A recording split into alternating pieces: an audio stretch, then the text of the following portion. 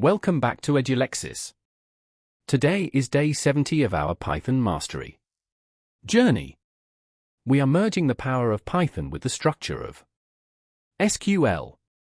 Today, we focus on the SQLite3 module, a built-in library that lets you manage databases directly from Python without installing heavy servers. It is lightweight, efficient, and perfect for learning. First, check your setup. SQLite comes pre-installed with Python, so no pip install is needed.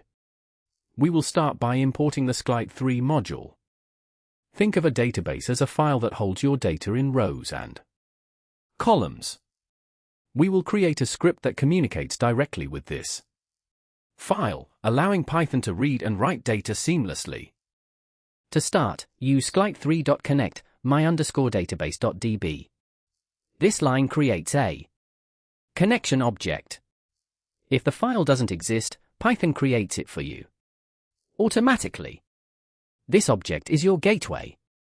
Always handle this carefully, as it manages the communication link between your Python code and the actual disk-stored database file. Next, we need a cursor. Think of the cursor as the pen that writes or reads commands into the database. You obtain it by calling connection.cursor. Without a cursor, you cannot execute SQL queries.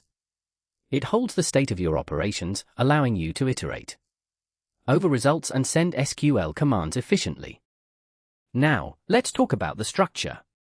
SQL tables require a schema A blueprint. We define columns, like ID as an integer, name as text, and age as an integer. We write our SQL command as a string.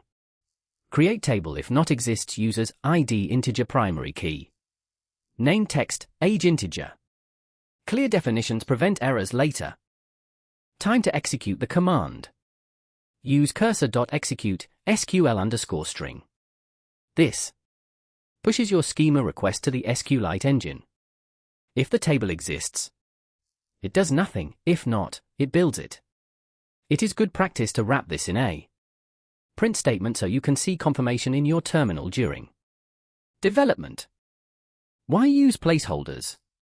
When you use Python and SQLite handle the escaping of characters, which ensures that even if user input contains dangerous characters, your database remains secure. This is a standard industry practice, and you should always follow it when building applications, no matter how small they seem. After inserting, the database does not save automatically. You must call connection.commit. This saves your transaction permanently. If you forget to commit, your data will vanish when the script finishes. Think of it like saving a document in Word. You must hit commit to make the changes official and permanent on disk. Now, let's pull data back out using select. We write cursor.execute, select asterisk from users. This executes the query and prepares the data. The data isn't in your variables yet, it is sitting in the cursor object waiting to be fetched. It is a two-step process. Execute, then retrieve. To get the data, we use cursor.fetchAll. This returns a list of tuples, where each tuple is a row from the database. You can loop through this list using a simple for loop. Printing each row allows you to visualize exactly what is stored inside your tables, verifying that the insert worked. Good hygiene is essential. Always close your connection using connection.close. This releases the resources and locks on the database file. If you leave a connection open, other processes might be blocked from accessing the file, or you might experience data corruption in larger, more complex applications. What happens if something goes wrong? Use try except blocks. If a file is locked or the SQL is malformed, the SQLite3.error exception will be raised. Catching these errors ensures your program crashes gracefully rather than exposing sensitive details or leaving the database in an inconsistent state. As we wrap up, remember that databases are the backbone of most applications. Whether you are building a personal project or a massive web service, SQLite provides the foundation.